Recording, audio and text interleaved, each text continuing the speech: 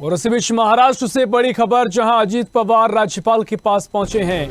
बता दें कि महाराष्ट्र के डेप्यूटी सीएम बनेंगे अजीत पवार। महाराष्ट्र में बड़ा उलटफेर हो सकता है, ये खबर आपको बता रहे हैं। जहां अजीत पवार राज्यपाल से मिलने पहुंचे हैं, अजीत पवार के साथ कई विधायक मौजूद हैं। महाराष्ट्र में बड़ा उलटफेर संभव है। सीएम एकनाथ शिंदे भी राजभवन पहुंच गए हैं।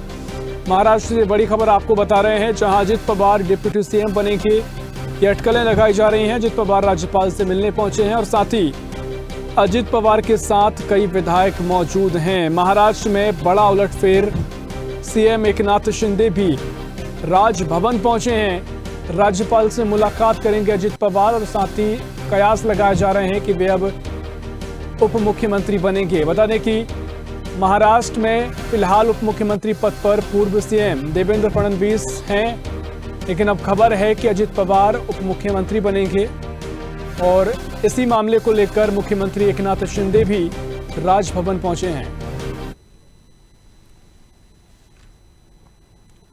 तो महाराष्ट्र की सियासत में ये बड़ा उलटफेर माना जा सकता है। बता दें कि अजीत पवार जो कि अब उप मुख्यमंत्री बनेंगे, वह राज्यपाल से मिलने पहुंचे हैं। साथ में एकनाथ शिंदे मुख्यमंत्री भी राजभवन पहुंच गए हैं और साथ ही अजीत पवार के साथ कई विधायक मौजूद हैं। महाराष्ट्र में बड़ा उलटफेर, जहां अजीत पवार अब उप मुख्यमंत्री बनेंगे। बता दें कि फिलहाल महाराष्ट्र के उप मुख्यमंत्री के रूप में महाराष्ट्र के पूर्व सीएम देवेंद्र फडणवीस उप मुख्यमंत्री हैं, डेप्यूटी सीएम हैं, लेकिन अब खबर यह है कि अजीत पवार राज्यपाल के पास पहुंचे हैं। तो यह खबर आपको बता रहे हैं, जहां महाराष्ट्र के उप मुख्यमंत्री बनेंगे अजीत पवार। बता दें कि राज्यपाल से मिलने पहुंचे हैं अजीत पवार और कयास लगाए जा रहे हैं कि कई विधायकों के साथ वे राजभवन पहुंचे हैं। सीएम शिंदे और फडणवीस भी मौजूद हैं।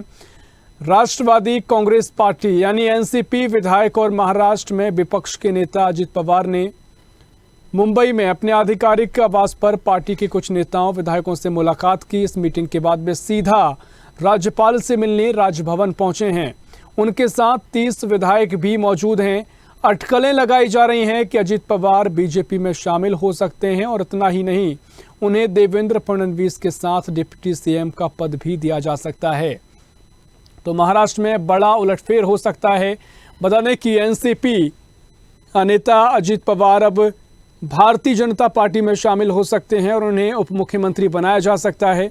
अजीत पवार ने हाल ही में कहा था कि वे नेता प्रतिपक्ष के पद पर बने रहने के इच्छुक नहीं हैं और पार्टी संगठन में काम करना चाहते हैं।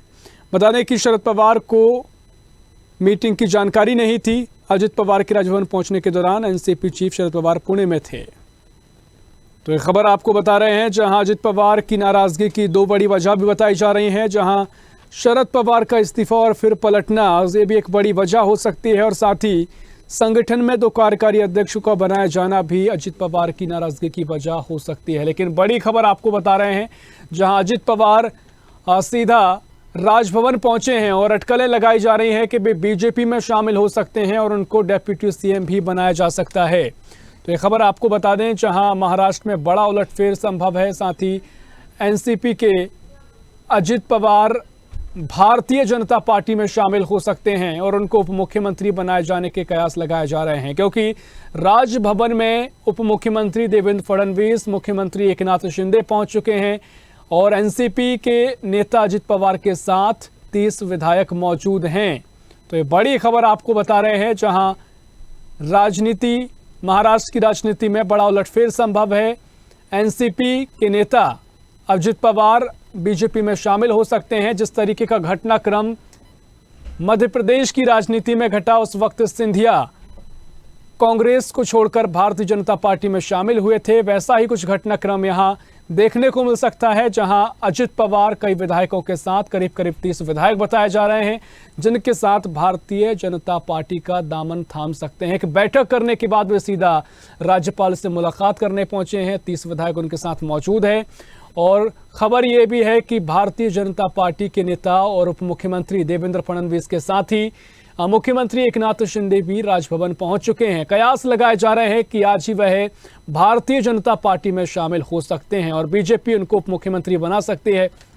तो ये बड़ी अपडेट आपको दे रहे हैं। महाराष्ट्र की राजनीति में बड़ा उलटफेर हुआ है। ये वैसा ही उलटफेर है जैसा कि मध्य प्रदेश में कांग्रेस के दिग्गज नेता ज्योतिरादित्य सिंधिया बीजेपी में शामिल हुए थे। उस वक्त वे भी करीब करीब 30 विधायकों के साथ बीजेपी में आए थे और वैसा ही राजनीतिक ये तस्वीर देखी जा सकती है जब एनसीपी नेता अजित पवार भारतीय जनता पार्टी में शामिल हो सकते हैं। कयास लगाए जा रहे हैं कि बीजेपी उनको उप मुख्यमंत्री बना सकती है। एक बड़ी बैठक करने के बाद 30 विधायकों के साथ वे राजभवन पहुंचे हैं और इस दौरान राजभवन में उनके साथ कई विधायक मौजूद हैं और महाराष्ट्र के मुख्यमंत्री एकनाथ शिंदे के साथ ही उप मुख्यमंत्री देवेंद्र फडणवीस भी उनके साथ मौजूद हैं और एक कयास लगाए जा रहे हैं कि राज्यपाल से मुलाकात करने के बाद राज्यपाल उन्हें उप मुख्यमंत्री पद की शपथ भी दिला सकते हैं। तो बड़ी अपडेट आपको दे रहे हैं। महाराष्ट्र की राजनीति में गहमा गहमी मची हुई है, कई कयास लगाए जा रहे हैं और बड़ा उलटफेर होने की संभावनाएं भी सीधे तौर पर देखी जा रही हैं, क्योंकि राजनीतिक तस्वीर कुछ ऐसी दिखाई दे रही है कि एनसीपी के नेता अजित पवार राज्यपाल भवन पहुंचे हैं, राजभवन पहुंचे हैं और साथ ही राजभवन में उनके साथ 30 विधायक मौजूद हैं।